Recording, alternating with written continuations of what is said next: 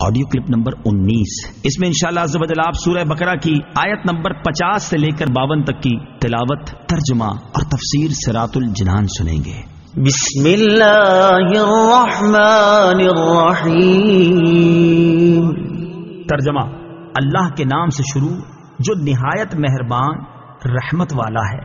وَإِذْ فَرَقْنَا بِكُمُ الْبَحْرَ فَأَنْجَيْنَاكُمْ وَأَغْرَقْنَا آلَ فِرْعَوْنَ وَأَنْتُمْ تَنظُرُونَ۔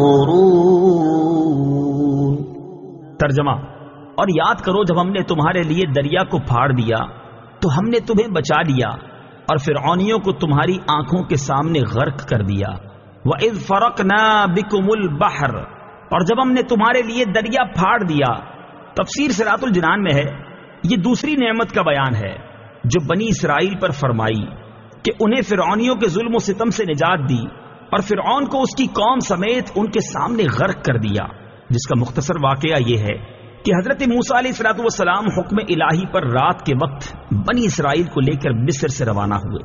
صبح کو فرعون ان کی جستجو میں ایک بھاری لشکر لے کر نکلا اور انہیں دریا کے کنارے پر پا لیا۔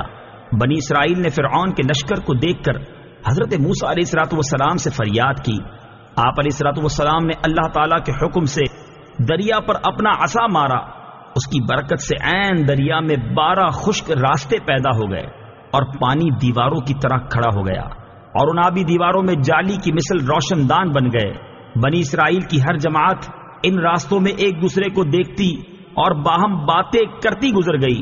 فرعون بھی اپنے لشکر سمیت ان دریائی راستوں میں داخل ہو گیا، لیکن جب اس کا تمام لشکر دریا کے اندر آ گیا تو دریا اپنی اصلی حالت پر آیا اور تمام فرعونی اس میں غرق ہو گئے، اور بنی اسرائیل دریا کے کنارے فرعونیوں کے غرق کا منظر دیکھ رہے تھے۔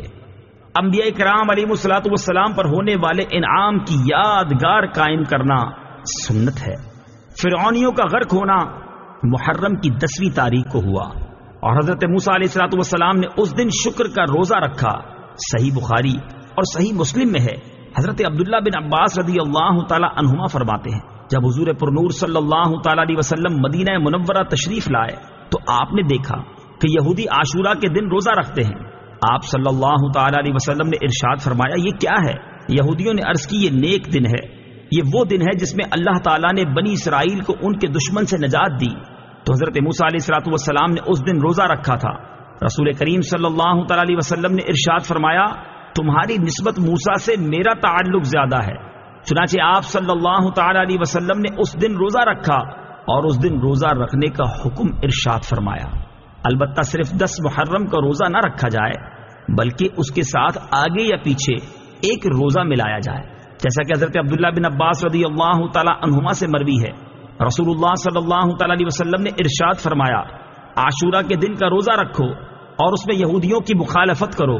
عاشورہ کے دن سے پہلے یا بعد میں ایک دن کا روزہ رکھو۔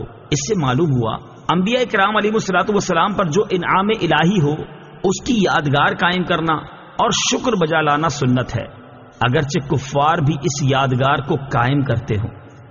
وَإِذْ وَاعَدْنَا مُوسَىٰ 40 لَيْلَةً ثُمَّ اتَّخَذْتُمُ الْعِجْلَ مِن بَعْدِهِ وَأَنْتُمْ ظَالِمُونَ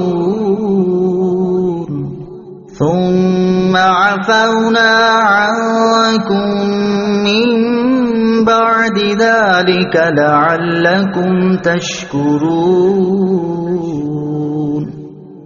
ترجمہ: اور یاد کرو جب ہم نے موسیٰ سے 40 راتوں کا وعدہ فرمایا، پھر اس کے پیچھے تم نے بچڑے کی پوجا شروع کر دی اور تم واقعی ظالم تھے، پھر اس کے بعد ہم نے تمہیں معافی عطا فرمائی تاکہ تم شکر ادا کرو۔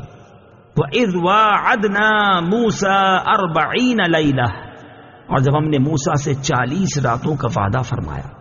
اس آیت اور اس کے بعد والی آیت میں بنی اسرائیل پر کی گئی جو نعمت بیان ہوئی اس کا خلاصہ یہ ہے کہ فرعون اور فرعونیوں کی ہلاکت کے بعد جب حضرت موسیٰ علیہ السلام بنی اسرائیل کو لے کر مصر کی طرف لوٹے تو ان کی درخواست پر اللہ تعالیٰ نے تورات عطا فرمانے کا وعدہ فرمایا اور اس کے لیے 30 دن اور پھر 10 دن کا اضافہ کر کے 40 دن کی مدت مقرر ہوئی، جیسا کہ سورہ اعراف آیت نمبر 142 میں ہے۔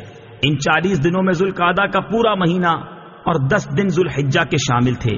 حضرت موسیٰ علیہ الصلوۃ والسلام اپنی قوم پر حضرت ہارون علیہ الصلوۃ والسلام کو اپنا نائب بنا کر تورات حاصل کرنے کوہ طور پر تشریف لے گئے۔ 40 دن رات وہاں ٹھہرے اور اس عرصے میں کسی سے بات چیت نہ کی۔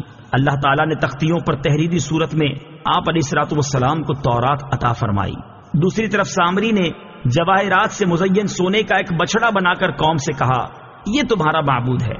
وہ لوگ 1 مہینے تک حضرت موسیٰ علیہ الصلوۃ والسلام کا انتظار کرنے کے بعد سامری کے بہکانے سے بچڑے کی پوجا کرنے لگے۔ ان پوجا کرنے والوں میں تمام بنی اسرائیل شامل تھے، صرف حضرت ہارون علیہ الصلوۃ والسلام اور آپ کے 12,000 ساتھی اس شرک سے دور و نفور رہے۔ جب حضرت موسیٰ علیہ الصلوۃ والسلام واپس تشریف لائے تو قوم کی حالت دیکھ کر انہیں تنبیہ کی اور انہیں ان کے گناہ کا کفارہ بتایا۔ چنانچہ جب انہوں نے حضرت موسیٰ علیہ الصلوۃ والسلام کے بتائے ہوئے طریقے کے مطابق توبہ کی تو اللہ تعالیٰ نے انہیں معاف کر دیا۔